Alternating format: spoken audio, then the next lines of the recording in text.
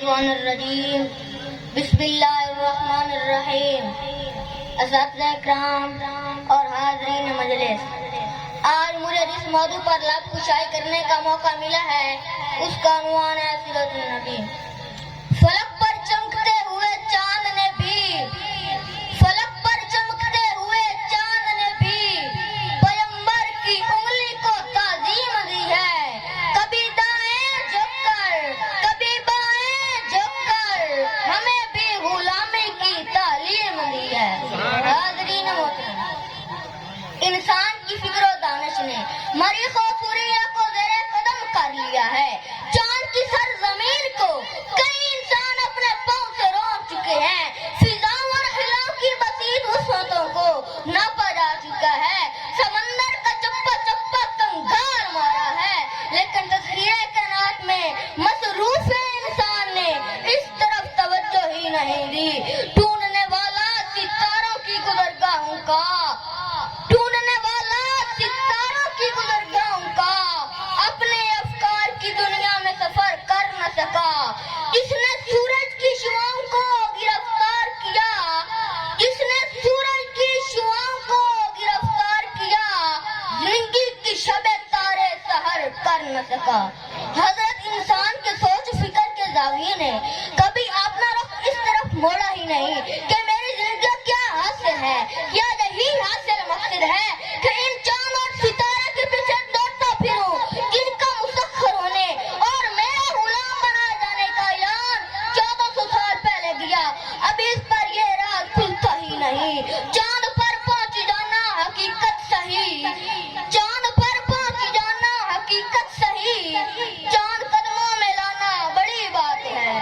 حاضرین محترم، کسی حقیقت شناس نے کیا خوب کہا تھا کہ دنیا و ما فیہا ایک سائے کی مانند ہے. اس سائے کی طرف تم جتنا دوڑو گے یہ سایہ تمہارے پیچھے پیچھے چلنے پر مجبور ہو جائے گا. اگر اس سے دامن چھڑا کر مخالف سیما چلو گے تو یہ سایہ تمہارے پیچھے پیچھے چلنے پر مجبور ہو جائے گا. اس لیے آج کے اس ترقی یافتہ دور میں کوئی بھی تسخیرہ کائنات کا دعویٰ نہیں کر سکتا جبکہ تقدیر کے قاضی کا فتویٰ قرآن میں آج بھی موجود ہے. لا تہنوا ولا تحزنوا انتم الاعلون ان کنتم مؤمنین. یعنی اے بندہ مومن، اسم نام سے اپنے دل میں اجالا کر لے، احمد مرسلین کی غلامی اپنے دل میں مقامی کر لے. تجھے باطل، یہ کٹائیں، یہ گبند افلاک کی خمار فضائیں، یہ کوثرا، یہ سمندر، یہ ہوائیں، یہ سب تمہارے تصرف میں آ جائیں گی. اگر دنیا پر چھانے کا ارادہ ہو تمامی کا، اگر دنیا پر چھانے کا ارادہ ہو تمامی کا، گلے میں پہن لو تغمہ محمد کی غلامی کا. نعرہ تکبیر، نعرہ تکبیر، نعرہ رسالت، تاجدار ختم نبوت.